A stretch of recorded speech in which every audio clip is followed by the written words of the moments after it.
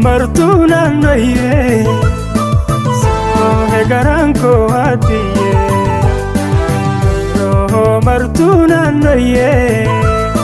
Sibohe garanko hatiye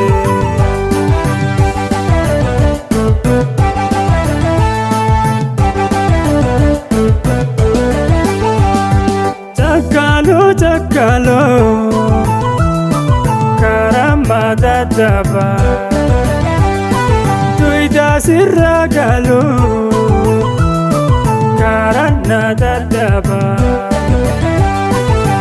Jilla membute Dakaliliti Sawalarkine Kakadiriti Marigatin bu ishakoye Jedam galasi diye Marigatin bu ishakoye Jedam galasi diye Nanoye shakoye Tataisa Kurumsa Tataisi Fatasi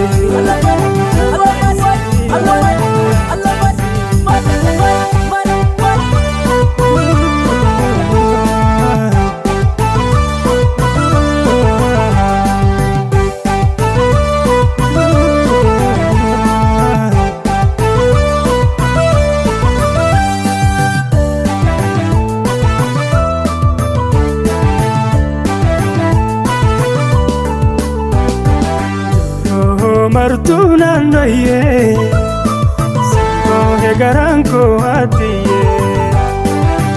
Roho martuna noye Sibohe garanko hatiye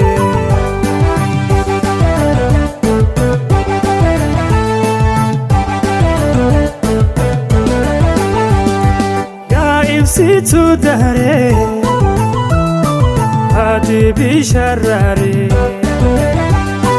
Muzana bantole Shankora aware Jini kununde ma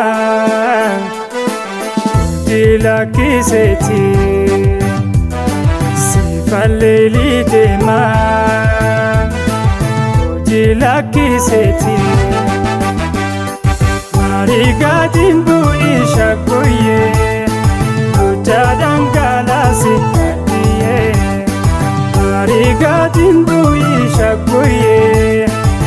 Jedam galasi diye Nanoye shakoye Tataisa Kurumsa Tataisi Fatasi Nanoye shakoye Tataisa Kurumsa Tataisi Fatasi Kubeke Fatasi Fatasi Fatasi